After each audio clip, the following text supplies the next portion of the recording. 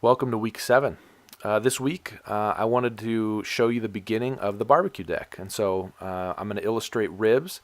And I think it's one thing to talk through the process of, oh, we thought about this when we were drawing it, or oh, we had to think through this idea, or this was a concern, but to actually see the process. And so I think that's much more helpful, and I think it's much more interesting, to be honest with you. So the first thing I need to do is define the shape, which I've done with the big red rectangle. I also need to identify some of the colors that I'm going to be using, see what works and what doesn't, and then also I'm going through a lot more detail on this very first set of bones, because what this phase of the process is going to do for me is it's going to identify other problems and other challenges that I need to solve immediately, so that I can replicate the rest of the illustration. So there, in this instance, because it's a half rack of rib, there's going to be a total of 12 of those little knobs that are sticking out, representing the bones, one for each side of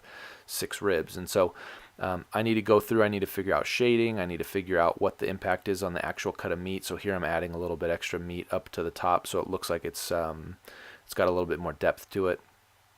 And then I'm also going to go through and figure out some shadows and some basically some of the light logic that makes it feel a little bit more accurate and a little bit more precise.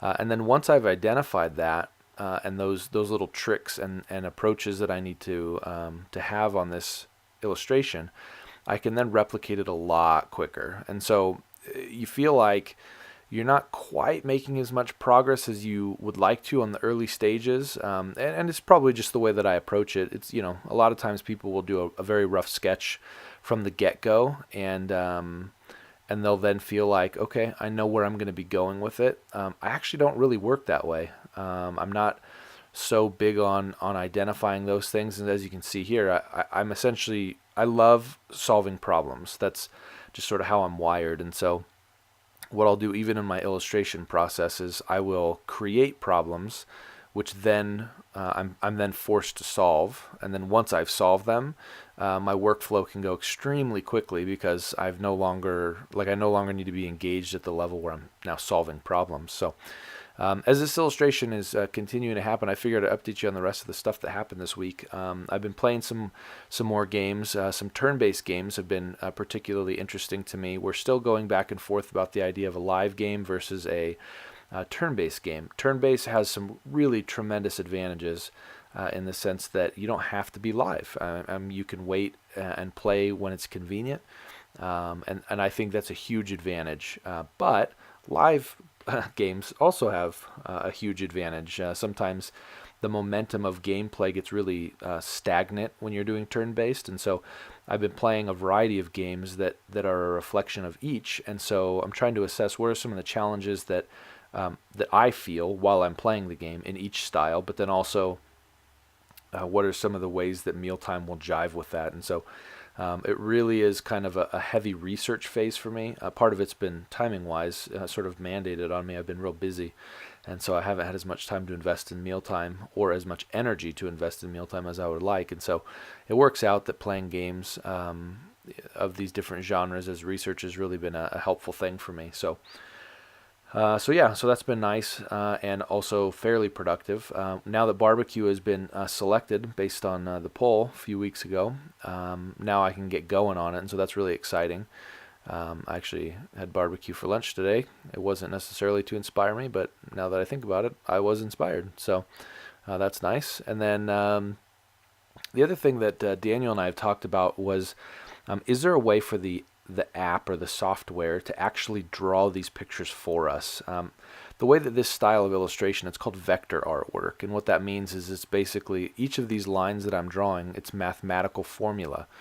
Obviously the nice thing for me is that I don't have to worry about the math. I'm just drawing points, and then the software is doing the math for me. But what that means is, even as you can tell when I zoom in real close, I'm not losing any detail at all. And that's really the beauty of what vector brings to the table. The other style, or the other technology, I guess you could say, is raster images, and those are pixels, just the little squares. And so when you take a photograph on your phone or wherever, when you zoom in very far, really, to a high magnification, you'll see squares eventually. And so that those squares are ultimately going to be your limitation in how big you can blow up your photo. And so this rack of ribs that I'm working on, it can be illustrated or it can be printed, as large as is possible, because everything is mathematical, and so it scales very nicely.